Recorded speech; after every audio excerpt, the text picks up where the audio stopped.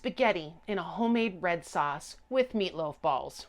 That's right, you heard that, meatloaf balls. Hey, are you ready? Let's get cooking. You're probably asking yourself, what do you do when you make meatloaf? But if you're only cooking for two, like I do, I make way too much meatloaf mix. Meatloaf, right? It's meatloaf. Whether it's cooked or not, it's still meatloaf. Well, what I do with my leftovers is I freeze them. Do I take them out and make meatloaf? I could, but that's just boring, right? Yeah. So what else can you do? Think outside the box. So get ready. Tighten up those bootstraps, hitch up those panties, whatever you need to do to get your mind blown. We are making pasta, homemade red sauce, and meatloaf balls. Yes, meatloaf balls. That's what we're doing today. So as always, let's get cooking. You gotta man your gloves. I don't want it to smell like onion, and I sure do not want to touch raw meat. First thing you want to do, get some oil and some butter in your pan. Oil is gonna keep things from sticking. The butter is gonna add flavor. That's what it does. The oil will also keep the onions and everything else, whoop, we splooch. Beautiful, just a sweet yellow onion. You can use any onion you want. If you prefer a red onion, you could certainly use a red onion in this. I just find red onions to be a little bit too in your face. So we're using a sweet yellow onion, just like that. And we're gonna dice this up. Oh, see, look at that. Oh, I'm gonna go ahead and turn our burner on. Oh, excuse me, sir. Can you plug me in, please? We're gonna go ahead and turn this on. Now this red sauce is, I don't wanna say it's time consuming, but once it's all said and done, you are gonna let it simmer for about 15 to 20 minutes because the meatloaf balls are gonna cook inside that sauce. Low and slow.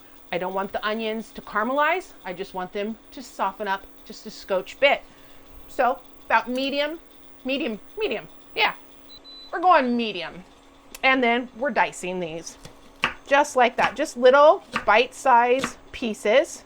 We have been making some amazing dishes on this show, Annie's Smoking Pot. I think I forgot to tell you that. Hopefully you knew that though. Hopefully it said that when you clicked on it. You knew who you were clicking on. But if not, if you're new to the channel, thanks for clicking on that little icon that says Annie's Smoking Pot. That's where you are right now.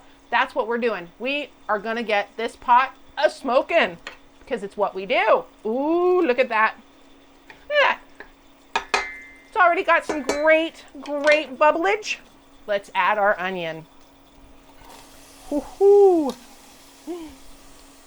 Oh, now I am not cheating. I don't want to say I'm cheating, but my red sauce, you can do the whole thing where you're going to roast your own tomatoes, you're going to peel them, you're going to squish them, puree them, all of that. I am a simple at-home cook.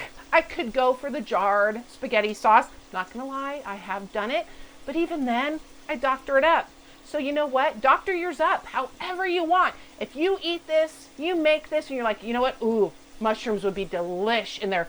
Throw in some mushrooms, capers. Throw in some capers. It doesn't matter. As long as you enjoy it. That's what matters, right? Oh, I do appreciate everybody who has tuned in to my silly little cooking show. I've enjoyed all the comments that I've gotten. I've tried to respond to every single one. Actually, I shouldn't say that. I haven't tried. I have. We have replied to all of your comments because it just fills us with so much love to know that you care enough to comment. Comment on what we're cooking together, right? Because what? We're making connections through food. It's what we do. I am a food pusher. I've said it before. Hence, look, food pusher. It's what I am. It's what I do. Those onions, can you see those? Look at those. Those are getting nice and translucent. So we're gonna get the rest of the ingredients in there. We've got some minced garlic, just right in there. Now remember with garlic, you basically cook it till you smell it, and then that's it. You know it's done. If you keep letting it go too far, it will burn before you add all your other stuff in there. See this can of tomatoes? I'm gonna show you a little trick. If you already knew this trick, great. If you didn't, how about learning something new? You know how you typically do it this way. Then you get that sharp edge. I'm not the most graceful, we'll put it that way. I've had a few slices, dices, whatnot on my hands from cans.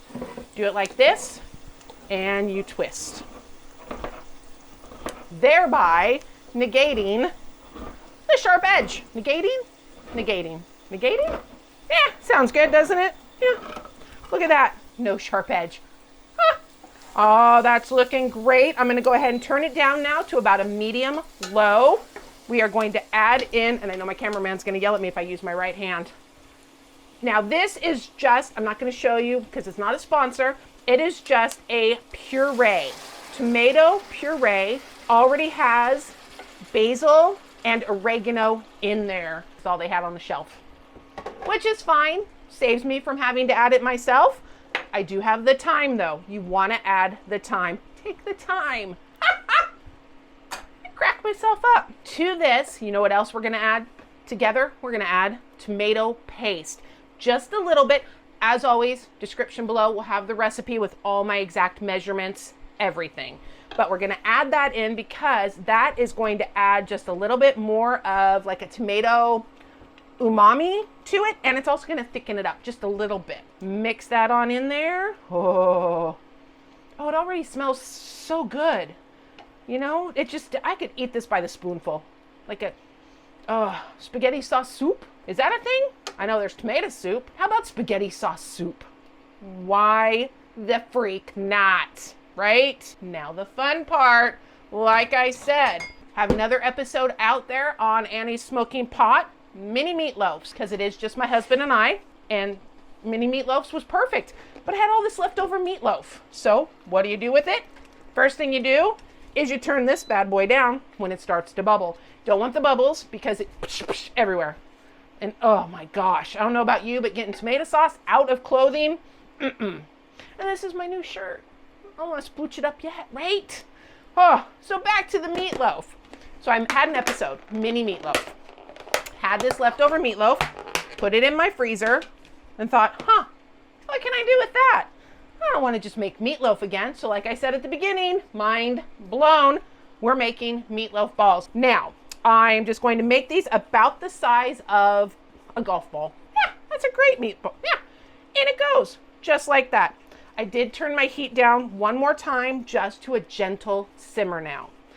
If you go too hot, then what's going to happen is you run the risk of that spaghetti sauce getting more of a burned flavor before the meatballs cook. We don't want that at all. We want all of these flavors to just kind of marry together slowly.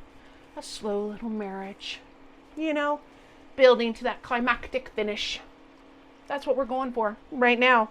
Now, you can also, if you prefer, you can also sear your meatballs, pre-cook them. You don't have to cook them in the sauce if you don't want to. I like cooking them in the sauce because I like them to absorb and just, build flavors. It's exactly what they do. They just build flavors when they cook in the sauce. Subscribe if you haven't already. And I've said it before, if you haven't subscribed yet, because you're just not sure, is this for you?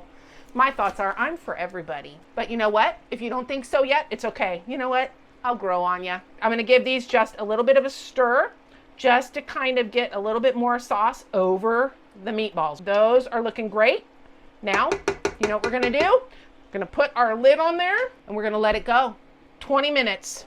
20 minutes to perfection. I'm not going to hang out here for 20 minutes because kind of having a rough day. Need to go sit down for a bit. So I'm going to go do that. I'll be back like that. You won't even miss me, I promise. Look at that. Told you. You didn't even know I went anywhere, did ya? No. Oh, that means everything is done. Are you ready? Oh, you are going to love this. We are going to love this. Got my pasta. Now, I pre-made my pasta already. Why? I'm in a tiny home. I have one induction burner. I just cooked it according to the directions on the package. I did add salt to the water. You want to be sure to do that. Now, I know all you Italians out there are going to have a fit right now because why am I choosing not to toss my pasta in my sauce? I've got meatballs in there, right?